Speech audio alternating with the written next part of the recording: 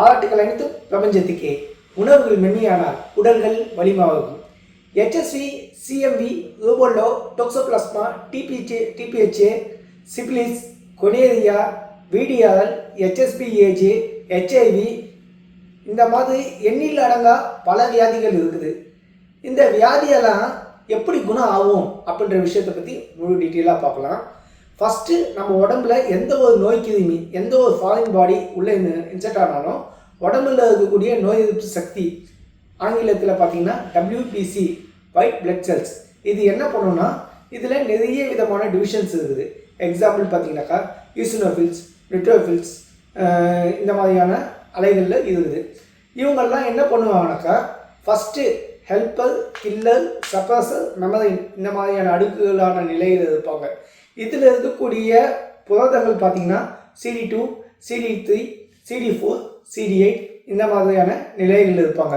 ஒரு நோய்க்கு உடலில் வரும்போது இந்த WBC, ரத்தத்தில் இருக்கக்கூடிய WBC என்கின்ற செல்கள் அந்த நோய் கிருமியை எந்த அளவில் இருக்குது, அந்த நோய் கிருமியை கொல்றதுக்கு எந்த மாதிரியான டூல்ஸ் எல்லாம் வேண்டும் அப்படின்ற விஷயத்தெல்லாம் CD4ன்ற ஒரு செல்ஸ், ஹெல்ப்பர் செல்ஸ் டிசைன் பண்ணி இதை CD8ன்ற ஒரு செக்ஷனுக்கு அனுப்புவோம்.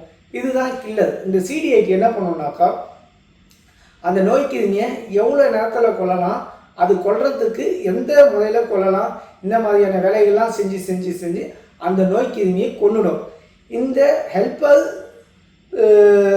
கிருமி, ஹெல்ப்பர் செல் சொல்லி கில்லர் கிருமியை கொன்னுட்டு அடுத்தது இந்த மாதிரியான ஃப்யூச்சரில் இந்த மாதிரியான டிசீஸ் வந்துச்சு, இதுக்கு இந்த மாதிரியான ஹெல்ப்பர் செல்ஸ் இந்த மாதிரியான இன்ஸ்ட்ரக்ஷன் கொடுத்தது, இதுக்கு இந்த மாதிரியான கில்லர் இந்த மாதிரியான விஷயத்தெல்லாம் ஃபைட் பண்ணி அந்த அன்வான்ட் கிருமியை எரேஸ் பண்ணி உடம்பை விட்டு எலிமினேஷன் பண்ணோம் அப்படின்ற மொத்த ரெக்கார்டும் மெமரியன் செல்லில் போய் ரிஜிஸ்டர் ஆகும்.